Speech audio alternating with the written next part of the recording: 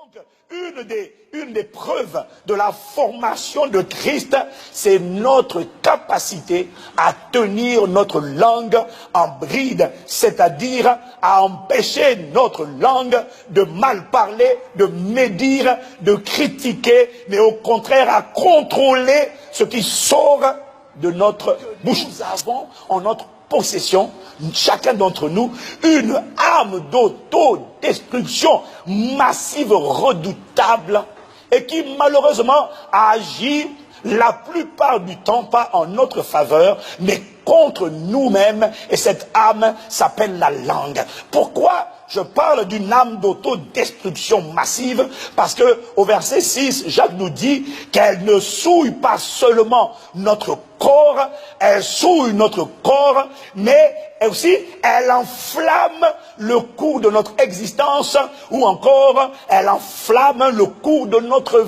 vie. Et quand tu prends la version BFC, c'est-à-dire la version français courant, il dit elle enflamme tout le cours de notre existence d'un feu provenant de l'enfer même.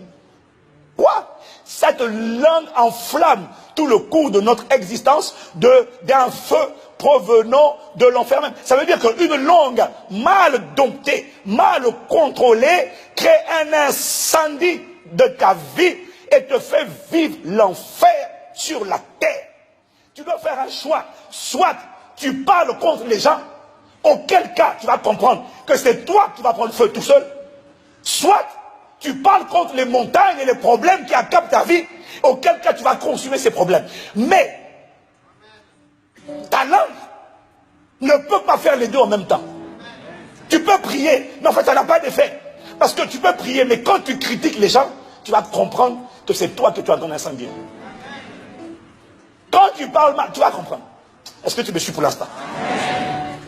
Donc, en fait, la vraie question, c'est qui ta langue va-t-elle servir à détruire ou à incendier? C'est ça la question. Est-ce que ta langue va servir à t'incendier, à incendier ta propre vie? Ou est-ce que ta langue va servir à incendier les montagnes, les forteresses? Parce que tu me diras, comment, pasteur, fait-on pour incendier les problèmes? Parce qu'il y a des problèmes, quand ils commencent, il faut les incendier. Comment? Il est écrit. Dès que tu envoyais l'écrit, tu envoyais le feu de la parole. C'est le problème. Tu as l'impression que ta vie prend feu. Le feu dans ta santé. Ta santé prend feu. Tes relations prennent feu. Ton mariage prend feu. Tes finances prennent feu. Ton propre cœur prend feu. Au lieu d'avoir le repos de l'âme, il prend feu. Et souvent, on attribue tous nos problèmes, soit c'est un sorcier, soit c'est le manque de chance, ce sont les démons, ou alors ce sont les gens qui me combattent. Mais en fait ici, le Saint-Esprit par l'apôtre Jacques va nous expliquer, il va nous expliquer et nous démontrer par sa grâce qu'en fait, l'origine, la source, le commencement, pas la finalité, mais le commencement de plusieurs problèmes. Peut-être même la plupart des problèmes, tu vas comprendre. La porte d'entrée, parce qu'il faut toujours une porte d'entrée. Vous savez, un feu peut commencer. Est-ce que quelqu'un me suit? Mais un feu, quand il commence, il y a deux options.